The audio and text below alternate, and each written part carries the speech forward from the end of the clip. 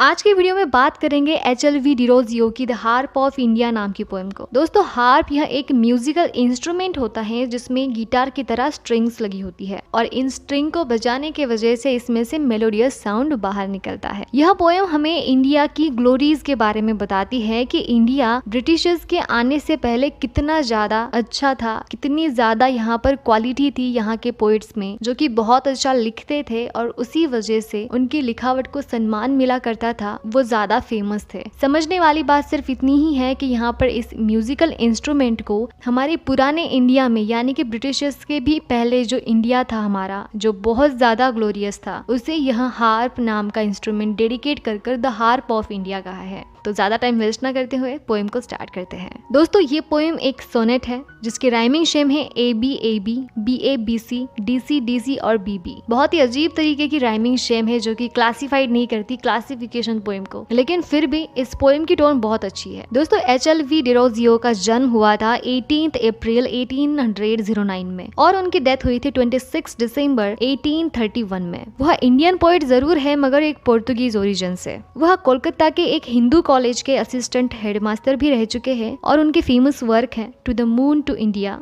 My native land and the last one is the harp of India, जिसे आज हम डिटेली पढ़ेंगे। तो चलिए अब पोएम को डिस्कस करते हैं। Why hangs thou lonely on your withered bud? यानी कि यह पोएम एक सवाल से शुरू होती है कि क्यों तुम इस मुरझाई हुई सी डाली पर यूं लटक रहे हो। यह बात हार्प ऑफ इंडिया के लिए कही जा रही है। दाउ यानी कि यू, और यू यहाँ पर इंडिया के लिए डेडिकेट है। Unstrung for ever must thou there remain. Unstrung यानी जो स्ट्रिंग है, जो तुम्हारी स्ट्रिंग है, उन्हें खोल दिया है और वो टूट गए हैं हमेशा के लिए, और अब हमें उन टूटे हुए तारों से तुमसे मेलोडीज निकालना पॉसिबल नहीं हो रहा है और इसी तरह से तुम यहाँ पर लटकी रहोगी क्योंकि अब तुम्हारे तार टूट चुके हैं और तुम्हें कोई भी बचा नहीं सकता। उसी वजह से लोग तुम्हें ऐसे ही यहाँ पर बेवजह छोड़ देंगे। Thy music once was sweet who hears it now. यानी कि एक समय में जो मेलोडी तुमसे निकलती थी, जो मिठास पहले तुम्हारी आवाज में थी, जिसे लोग महसूस करते थे, वही लोग इसे नहीं सुनना चाहते हैं और अब इसे कौन सुनेगा।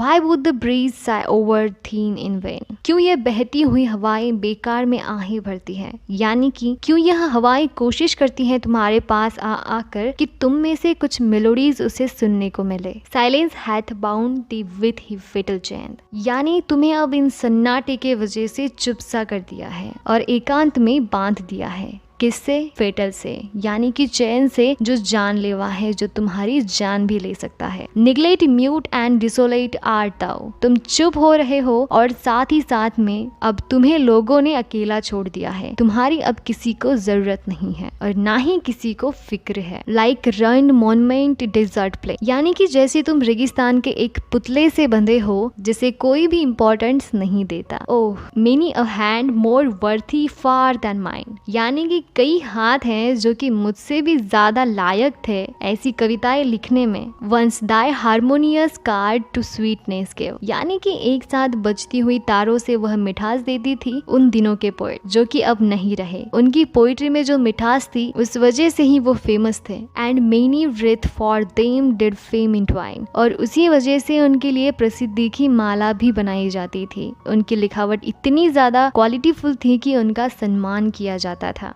Flowers still blooming on the minstrel's cave. जो कि फूलों सी खिलती थी। भले ही पुराने वर्क अभी पुराने हो चुके हैं, वह राइटर मर चुके हैं, लेकिन उनकी जो भी वर्क थे, उनकी जो भी लिखावट थी, वो आज भी जिंदा है, बिल्कुल खिलते हुए फूलों की तरह। वह अभी भी मशहूर है, फेमस है। Those hands are cold but if thy notes divine. उनके हाथ ठंडे हो चुके हैं, यानी कि भले ही वो राइटर अभी खत्म हो चुके हैं, मगर तुम्हारी ये जो धूल है, जो पवित्र है, may be by moral wake once again. हो सकता है कि वो इंसानों द्वारा फिर से जाग जाए। आजकल के पोएट इसी तरह से तुम जगा सकते हो। Harp of my country let me strike the strain. यानी कि एक बार तुम्हें बजाने का मुझे मौका मिले और यह मुझे कोशिश करने दो, यानी कि मैं तुम्हारी इस हार्प को बजाने की वजह से तुम्हारे उसी टैलेंट को, पीस ऑफ आर्ट को वापस से उसी ग्लोरी से तुम्हें उस ऊंचाई पर पहुंचा सकूं। यानी कि तुम्हारी जो टूटी हुई स्ट्रिंग है जिसे लोगों ने एक सन्नाटे से भरी जगह पर फेंक दी है, अब तुम्हें कोई भी इम्पोर्टेंस नहीं देता, तुम्हें अकेला छोड़ दिया है। पोएट्स कहते हैं कि मुझे एक मौका दो कि मैं तुम्हें बजा सकूं, उन तारों में से फिर से उन्हें छेड़कर एक अच्छी मेलोडी बाहर निकाल सकूं जो कि कभी आया करती थी। कि मैं फिर से यह कोशिश करना चाहता हूँ कि जो ग्लोरी हमारे इंडिया में ब्रिटिशर्स के आने से पहले थी वह ग्लोरी फिर से आए, क्योंकि ब्रिटिशर्स के आने के बाद उन राइटर्स को इतना फ्रीडम नहीं मिला था, मगर अब राइटर्स लोगों को वह स्वतंत्रता मिलनी चाहिए और फिर से हमारे राइटर्स उसी ग्लोरी को वापस लाए और उसी तरह से